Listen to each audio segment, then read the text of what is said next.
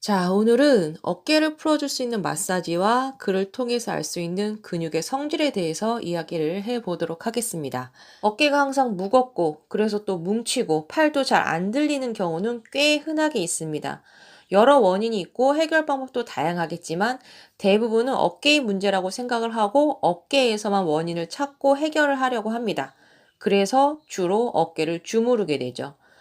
어깨를 주무르는 건 분명 필요한 부분이 맞긴 합니다. 하지만 효과가 좋다고 보긴 어렵습니다. 증상이 어깨에서 발생되고 있을 뿐 어깨가 원인이라 보기는 어렵거든요. 마사지를 하려거든 어깨보다는 겨드랑이 밑쪽 갈비뼈를 마사지해 주시는 게 효과는 훨씬 좋습니다. 저의 경우에는 편백나무 경추베개나 마사지봉을 주로 이용합니다. 하지만 처음부터 이렇게 딱딱한 것으로 하게 되면 정말 어마무시하게 아픕니다. 자신이 얼마나 화가 많은 사람인지를 깨닫게 될 수 있어요. 예, 이 부위는 압력 조절이 잘 안 되거든요.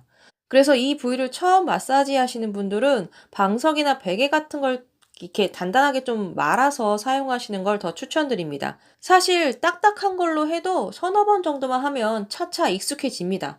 단지 그 서너 번이 절대 하고 싶지 않을 정도로 아플 뿐인 거죠.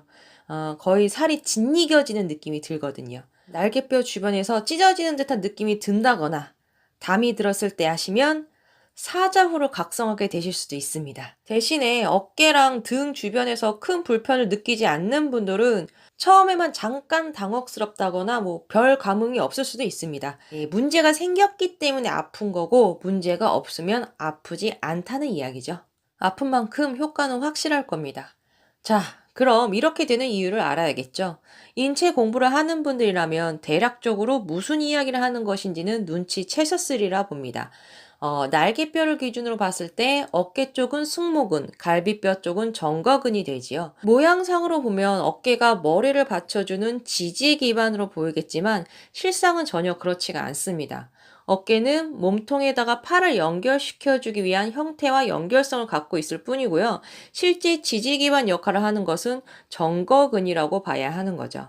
땅으로 치면 어깨는 지표면이 지나지 않는 거죠. 그래서 정거근이 약해지면 지지 기반이 불안정해지다 보니 그 위에 있는 근육들의 긴장성이 높아지는 거죠. 여기까지는 아마 운동하기든 해부하기든 그 관련된 서적들의 어딘가에는 나와 있는 내용일 겁니다. 그런데 이제부터 할 이야기는 책에 나와 있는 내용인지는 잘 모르겠어요. 제가 인체를 책을 보면서 공부하지는 않았거든요.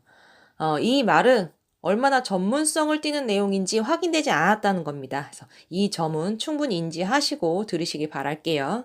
이 두 근육을 보게 되면 승모근은 피부에 가깝게 위치한 표면근이고요.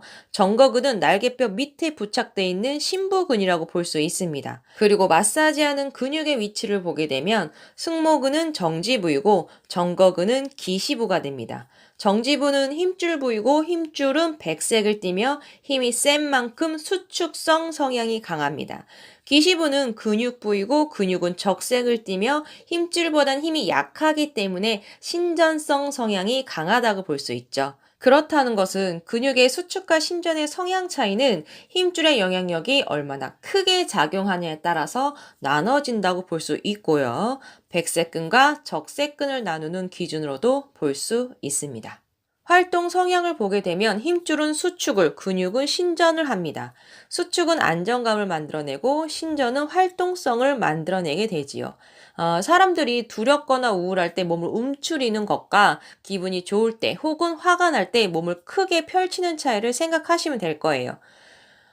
그리고 또 그렇다는 것은 힘줄은 근육의 활동에 안정감을 주기 위한 역할을 한다는 것이고, 이 말은 정지부는 기시부의 지지 기반이라고도 볼 수 있는 거죠. 이걸 더 크게 보게 되면 백색근은 적색근의 활동을 위한 지지 기반 역할을 한다로도 이어지게 됩니다. 결론은 활동이라는 것은 적색부에서 일어나야 더 안정적으로 그리고 활발하게 일어날 수 있다는 이야기가 되지요.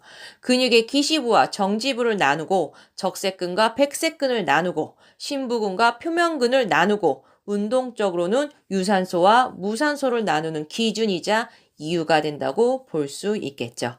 그래서 과하게 운동하고 있는 승모근의 정지부는 가볍게 다독여주고 잠들어 있는 정거근의 기시부는 강제로라도 활동하도록 자극해주는 게 효과도 빠르고 유지 시간도 길게 된다는 겁니다.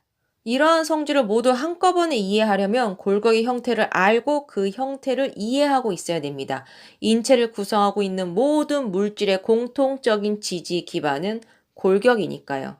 그리고 이러한 모든 원리를 이해하게 되면 움직임이 가볍고 자연스럽다는 게 뭔지를 알게 됩니다.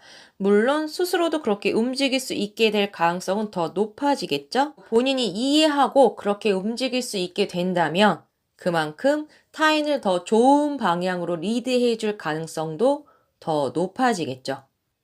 이런 게 아무런 이해 없이도 그냥 되는 사람들을 보통 타고났다라고 생각하면 됩니다. 그런데 이런 사람들이 그냥 되는 거다 보니까 감각적으로 세세하게 인지하고 이해해야 한다는 생각을 하지 못합니다. 그냥 되는 거니까. 그냥 내 건 줄 알고. 그래서 어렸을 땐 천재였는데 나이를 먹을수록 일반인에 가까워지는 경우가 상당히 많죠. 얼마든지 잃어버릴 수 있다는 이야기고 그 말을 역으로 생각해보면 후천적으로도 얼마든지 만들어낼 수 있다는 이야기가 됩니다. 개인적으로 신체적인 발달의 한계는 거의 무한대에 가깝다고 느낍니다. 그래서 감만 잘 잡으면 남들이 몇 달, 몇 년씩 걸리는 걸 몇 주 만에 해내는 것도 가능합니다. 하지만 신체적으로 직접 경험해 보지 않는다거나 이론적으로라도 그 원리를 이해할 수 없다면 그냥 헛소리죠. 예, 그렇습니다. 오늘 이야기가 여러분들의 공부에 얼마나 도움이 될지는 모르겠지만 부디 조금은 더 새롭고 유익한 정보였기를 바람합니다. 자, 오늘 이야기는 여기까지고요. 저는 다음 시간에 다시 뵙겠습니다.